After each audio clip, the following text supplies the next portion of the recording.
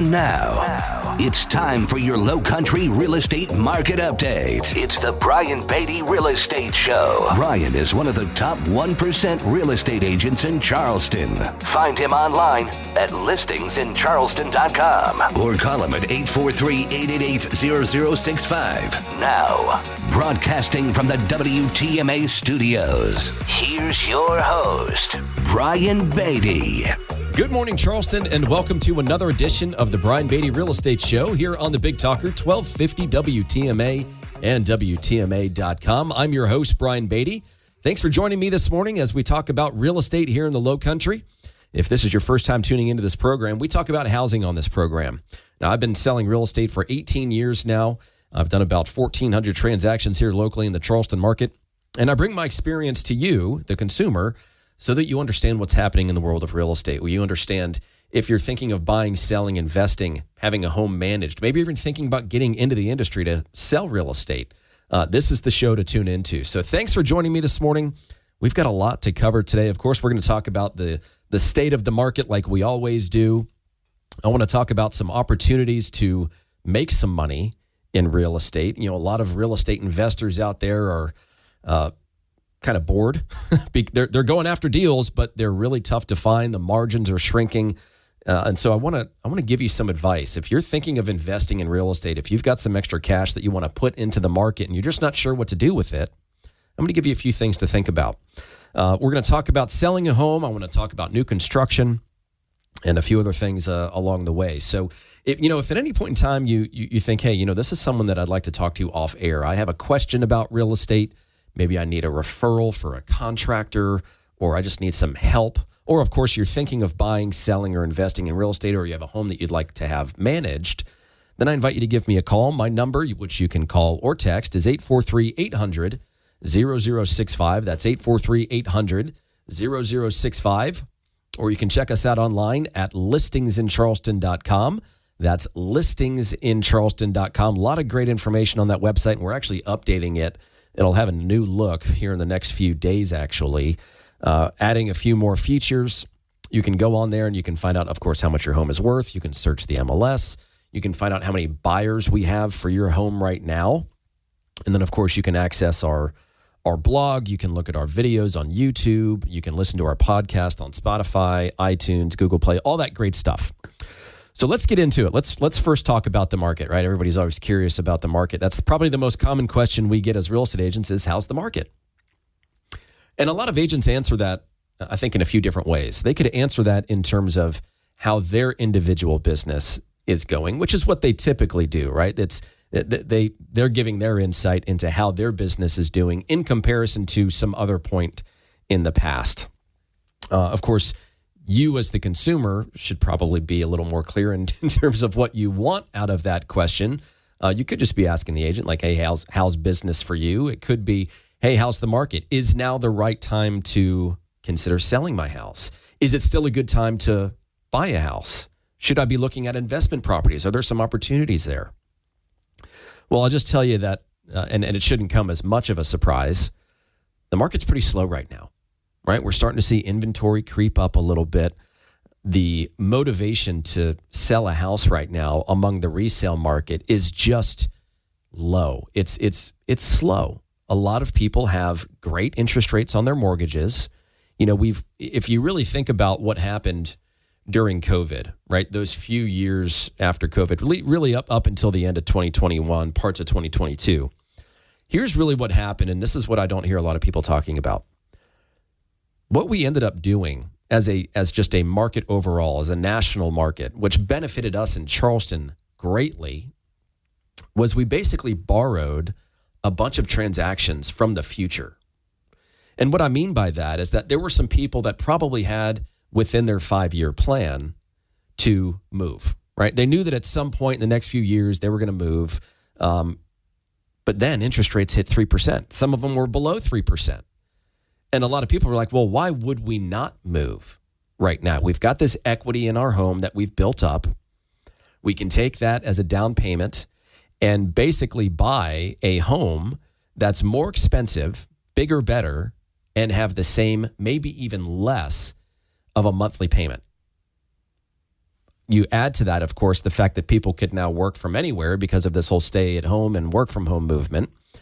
And then you add to that the fact that Charleston, South Carolina, and just the Southeast in general is if you put a marble on the map of the United States, it's going to roll toward the Southeast. That's just the migration pattern of people that have moved over the past few years, whether they're moving from the West Coast for a variety of reasons, whether they're moving from the Northeast because they no longer have to commute an hour plus to work. I mean, my sister still commutes probably about an hour and a half to and then back from work every day. And it's getting old for her. So she's considering moving to Charleston. But you had a bunch of people that just decided all at once to move because financially it made sense. Well, now they're sitting pretty. They've got a 3-ish% interest rate. And the idea of now selling their home, even though they've got a bunch of equity in their house, right? Even though their transaction a few years ago has resulted in a bunch of equity for them, they just can't make sense out of the payment. And people shop for real estate and make life-based decisions on payment, right? As a percentage of their budget. And we went into this in great detail on our last show where we talked about the affordability crisis that we have in real estate, which is really perpetuating this issue. And so you've got a lot of folks that are just deciding to stay put for now. You've got the Fed that, although they decided not to raise rates this time, have basically said, "Hey, we're gonna do it this year. We've got some time left. We're gonna bump up those rates again." I fully anticipate that being the case. So rates are gonna be in that 7.5%, maybe 8% range for the end of the year. And then they went on to say that, this tapering off that they're going to do, this reduction in rates that it will happen at some point is going to be slower than maybe they originally anticipated. They're going to kick that can down the road a little bit. And so people are stuck to an extent. Now, what's benefited greatly from what's been happening, not just locally, regionally, nationally, it is builders, right? People that builders have been behind the 8 ball. They have not been building as many homes as they need to when you look at historical averages.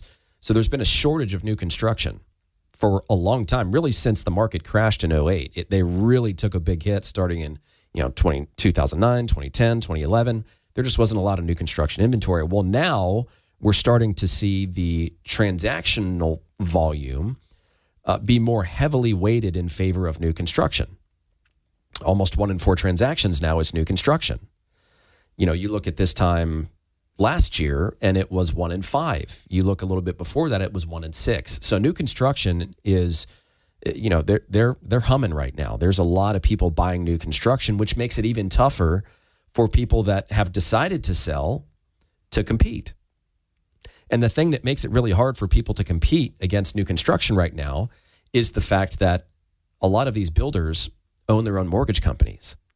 So they can essentially finagle the rate to make buying a new construction home a lot more attractive. So if, let's just say rates are 7%, a lot of these builders that own their own mortgage companies can give you a fixed 30-year rate for like 5.75%. That makes it a lot more attractive to buy new construction than it does to buy a resale. So these homeowners in areas that are competing with new construction are really feeling it right now. And that frankly has shifted fairly heavily over the course of, I'd say, the past 30 to 45 days. And I think for those of you that are listening, that's one of the benefits of listening to the show is that you're getting real-time data. I have sold a lot of real estate and will continue to sell a lot of real estate. And I share those experiences with you as someone with a very close ear to the ground so that you are an informed consumer. So I want to talk about new construction. I think a lot of folks just go to new construction communities. They talk to the agent for that builder, the site agent. Maybe they make an offer. Maybe they decide to buy a home. You're now working with an agent that's communicative, right? They're doing a good job, but make no mistake about it, their allegiance is to the builder. So I want to talk about why it's important to hire an agent when you're buying a new construction home. First of all, it doesn't cost you anything, right? Our commission is paid by the builder. And if we're not going to get it, then the site agent's going to get it.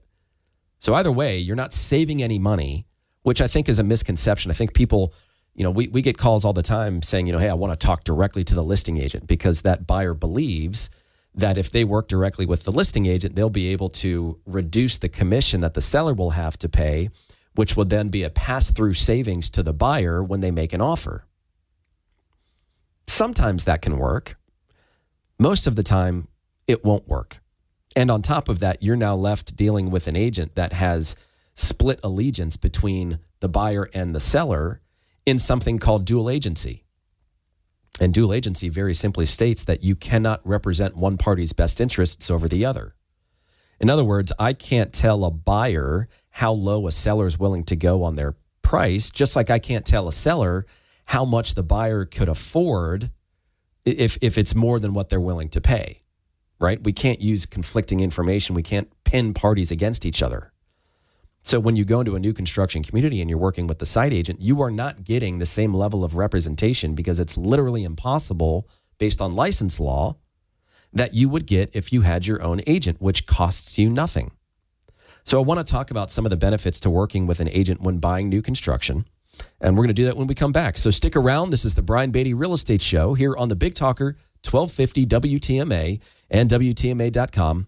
And remember, if you want to reach out to me, you've got some questions, you're thinking of buying, selling, investing in real estate, maybe you have a home you'd like for us to manage, my number, which you can call or text, is 843-800-0065. That's 843-800-0065. Or check us out online, listingsincharleston.com. That's listingsincharleston.com. Or you can send me an email. My email address is Brian, that's Brian with an I, at brianbeattyteam.com. Stick around, folks, for more of the Brian Beatty Real Estate Show right here on the Big Talker, 1250 WTMA and WTMA.com. Hear the Brian Beatty Real Estate Show every Saturday morning at 9 and each Sunday morning at 10 on 1250 WTMA and WTMA.com.